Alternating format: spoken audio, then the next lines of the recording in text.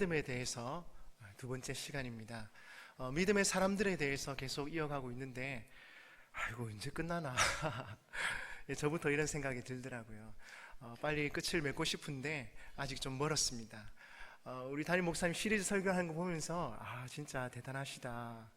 우리 목사님 영성도 깊으시고 성경도 깊이 있으시고, 저는 좀 짧아서 짧게 이렇게 계속 이어가고 있는데, 네, 끝까지 한번 마무리해 보도록 하겠습니다.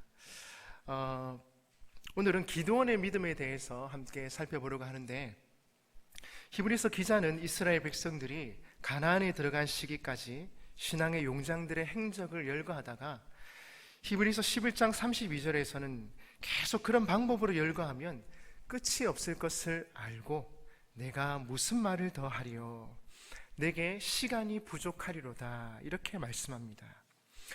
곧 지금까지의 방법대로 한 사람씩 열거하려면 한정이 없을 것을 생각하고 요약의 방법으로 전환합니다. 그래서 기드온, 바락, 삼손, 입다, 다윗, 사무엘, 그리고 선지자들이라고 이름만 열거합니다.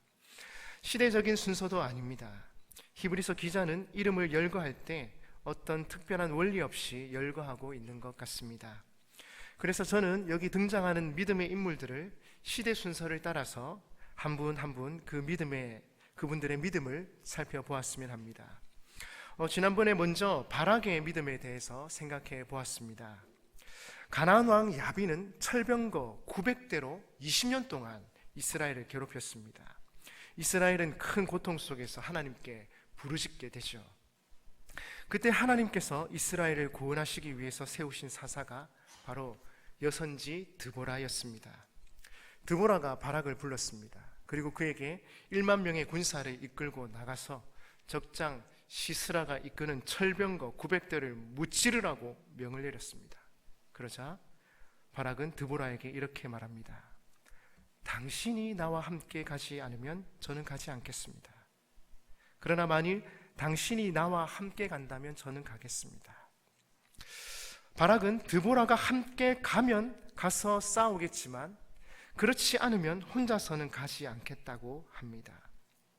얼른 들으면 도대체 남자로서 부끄럽기 짝이 없는 창피한 모습입니다.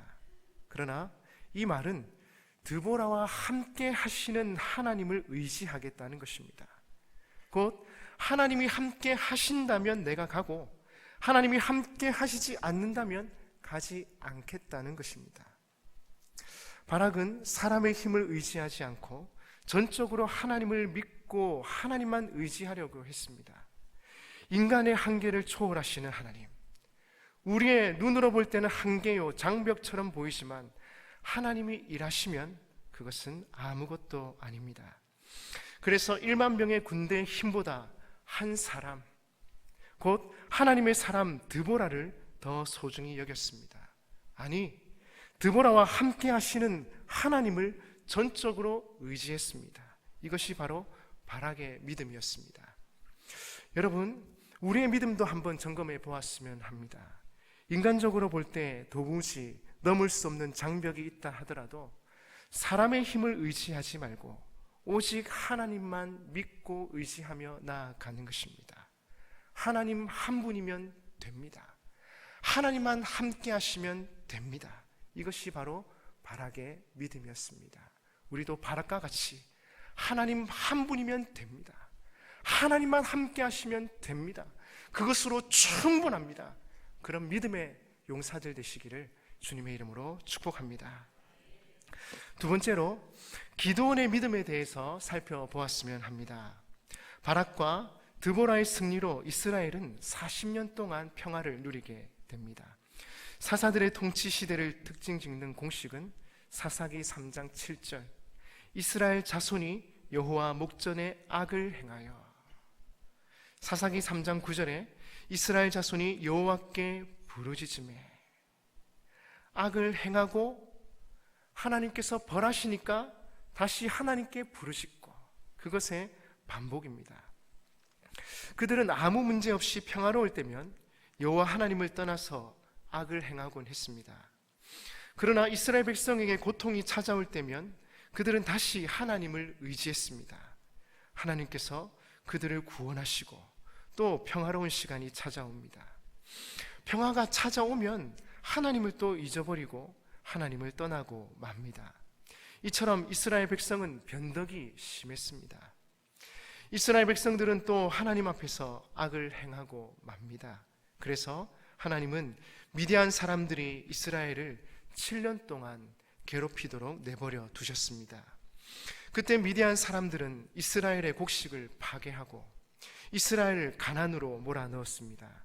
사사기 6장 3절 4절은 이렇게 말씀합니다. 같이 한번 읽어볼까요? 시작.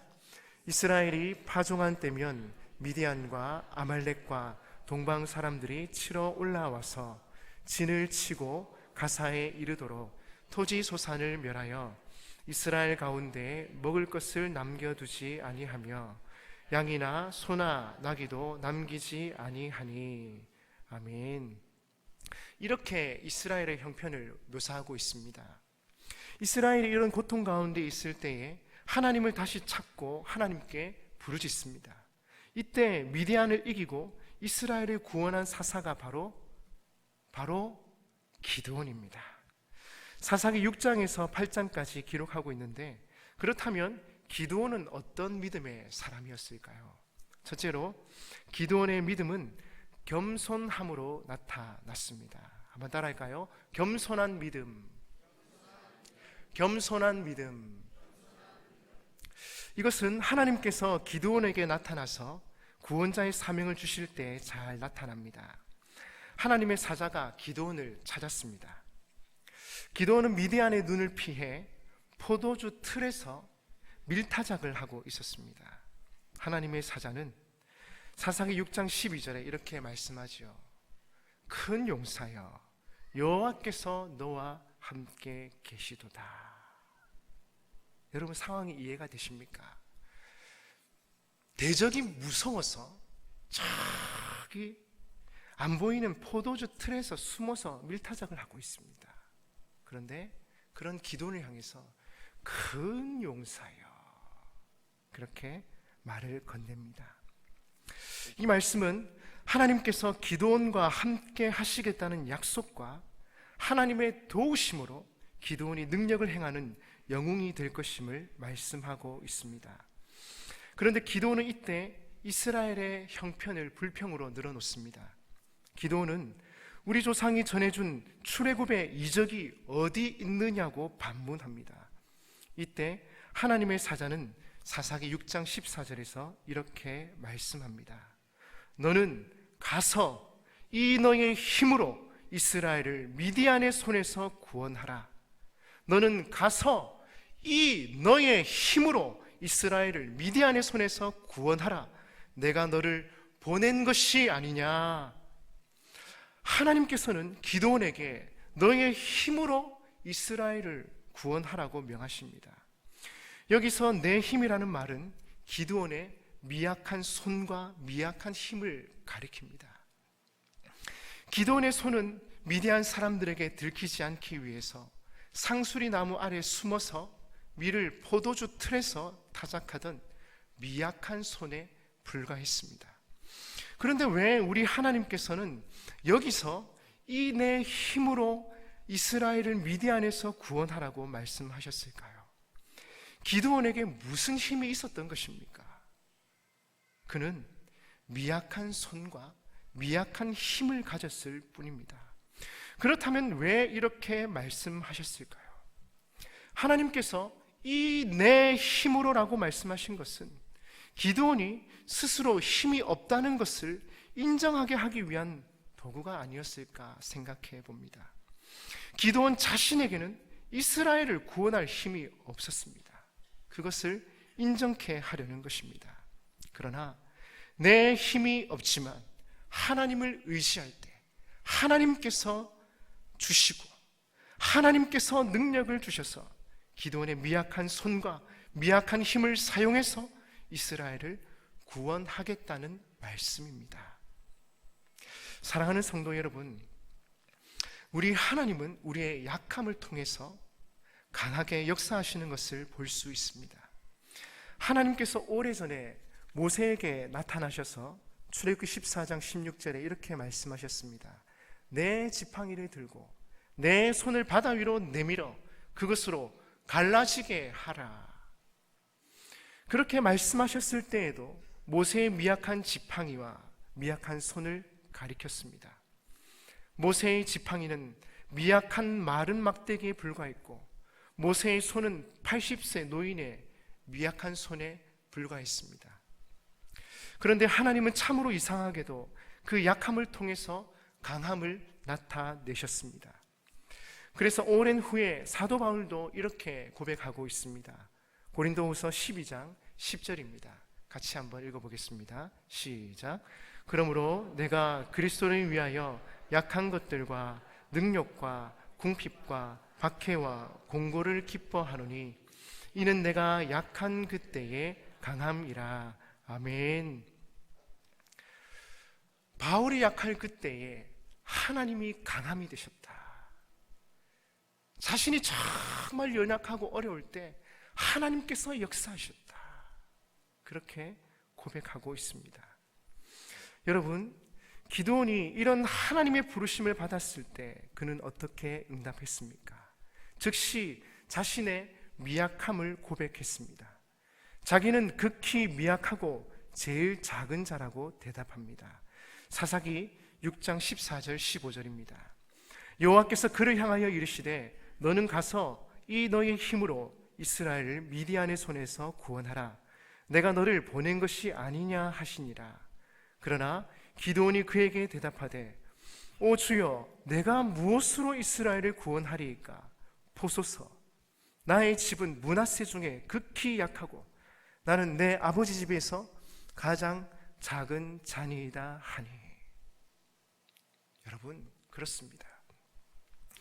기드온은 하나님께서 내신 첫 번째 시험에 합격했습니다. 기드온, 그는 자신의 무능함과 연약함을 인정하는 겸손한 모습으로 주님께 나아갔습니다.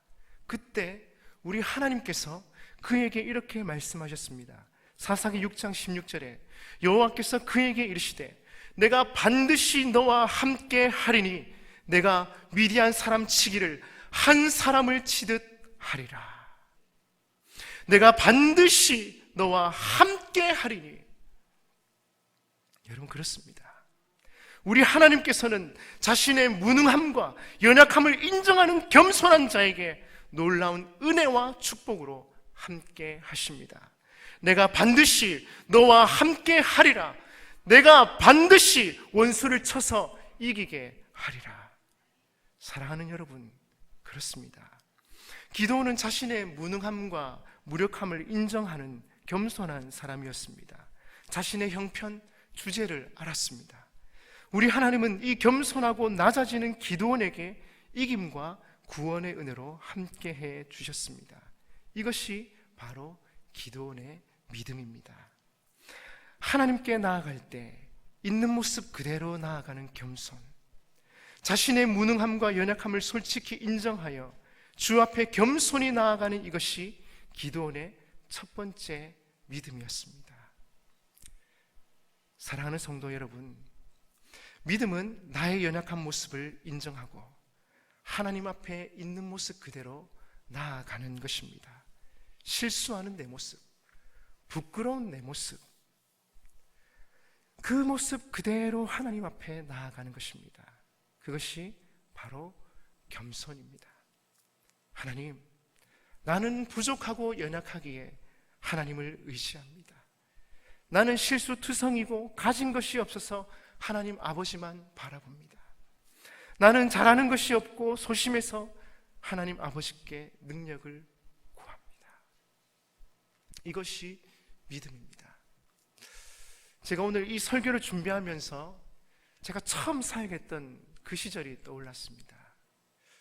저는 4살 때 대구에서 부산으로 이사를 와서 사직동 교회에서 약 30년 동안 신앙생활을 했습니다. 그러다가 첫 사역지로 모교회 사직동 교회에서 전도사로 사역을 하게 되었습니다. 처음 맡은 부서가 우리 박 전도사님과 같이 초등 1부였습니다. 초등 1부 부장 선생님이 제 초등학교 때 선생님이었습니다. 말 안 듣고 속 썩일 때 저를 다독이고 격려해 주셨던 선생님이었습니다. 제가 청년 때 초등일부 교사로 2년을 섬겼습니다. 그리고 거기에는 제 친구의 학부모님들도 많이 계셨습니다. 그리고 청년부 선배님들도 많이 계셨습니다. 초등일부 첫 설교를 하려고 하는데 할 수가 없었습니다. 부끄러웠습니다. 자신이 없었습니다. 말재주가 없었습니다. 도저히 설교를 할 수가 없었습니다. 그래서 할 수 있는 것이 무엇이 있겠습니까? 하나님 앞에 나아가서 기도하는 것이었습니다. 하나님, 저 말주변이 없어요. 하나님, 제가 경험이 없습니다. 우리 부장 선생님 아시지 않습니까? 제가 그렇게 말 안 듣고 속 썩일 때 우리 선생님이었습니다. 하나님, 제가 뭐라고 설교해야 되겠습니까? 제가 이 부서를 어떻게 이끌어갈 수 있겠습니까? 하나님, 도와주십시오. 도와주십시오. 설교할 수 있는 용기라도 주십시오. 참 말재주도 없고 경험도 없고 교회에서 설교 부탁받고 특강 부탁받고 그러면 다 저기 기도실로 갔습니다. 시간이 다 되어갑니다. 최전도사 어디 갔노? 저 기도실 가던데요. 빨리 데리고 온나! 기도실에서 막 울고 있는 것이요. 하나님, 도와주십시오. 설교 제대로 마칠 수 있게 도와주십시오. 여러분, 그런데 경험이 쌓이고 시간이 지나가면서 어느샌가 그런 겸손함들이 조금씩 사라져가는 것 같았습니다. 약 15년이 지났는데 설교는 그때보다 더 잘하는지는 모르겠지만, 말은 그때보다 더 잘하는지는 모르겠지만, 하나님 앞에서의 그 겸손함과 그 솔직함은 어디에 갔단 말인가? 연말이 되면, 연초가 되면 못하겠다, 힘들다 하시는 분들이 많습니다. 맞습니다. 우리 힘으로 못하죠. 내 말재주로는 설득이 안 됩니다. 내 가진 능력으로는 안 되는 거죠. 그런데 하나님이 함께 하시면 되는 겁니다. 하나님이 역사하시면 되는 겁니다. 어제 담임 목사님과 다니엘 스쿨 선생님들이 저기 광주의 향기교회를 다녀왔습니다. 목사님이 참 순수하고 참 좋아 보였습니다. 이 목사님이 참 순수해서 땅값이 싸다고 2,500평을 샀습니다. 사고 보니까 묶인 땅입니다. 교회를 지을 수가 없습니다. 야, 당했다. 그런데 하나님이 함께 하시니까 그 땅이 풀리더라고요. 와. 그래서 그 2,500평 땅에 멋지게 교회를 지었습니다. 풋살장도 있고 지하에는 체육관이 있고 링도 있고 없는 게 없었습니다. 와. 어리석은 내 모습이지만 하나님이 함께 하시면 일이 되고 역사가 일어나고 하나님의 기적을 보게 되고, 그런 겁니다. 나는 부족하고 나는 연약해도 하나님이 함께 하시면 되는 겁니다. 여러분, 왜 망설이십니까? 왜 주저하십니까? 나는 부족하고 나는 연약해도 하나님이 함께 하시면 되는 겁니다. 되는 겁니다. 아멘이 이래 약해가 되겠습니까? 하나님이 함께 하시면 되는 겁니다. 하나님이 도와주시면 나는 약해도 되는 겁니다. 여러분, 그런 겸손한 믿음으로 나아갔으면 좋겠습니다. 내가 10년 동안 해봤으니까 된다. 나는 경험이 많으니까 된다. 나는 말재주가 좋으니까 된다. 그게 아니라 나는 부족하고 나는 연약하지만 하나님이 함께 하시면 된다. 하나님이 역사하시면 된다. 하나님이 도와주시면 된다. 여러분, 우리에게 이런 겸손한 믿음이 있었으면 좋겠습니다. 여러분 앞에 무슨 문제가 있습니까? 어떤 어려운 문제가 있습니까? 하나님 앞에 겸손하게 솔직하게 나아가십시다. 부족한 모습, 연약한 모습 그대로 나아가십시다. 하나님께서 함께 하시면, 하나님께서 도와주시면, 하나님께서 역사하시면 되는 것입니다. 그래서 올 한 해 특세 기간에 함께 기도하면서 우리의 가정이 변하고 우리의 생각이, 우리의 마음이 변하고 하나님께서 역사하실 수 있도록 우리의 마음밭을 일구어 갔으면 좋겠습니다. 다 같이 기도하겠습니다.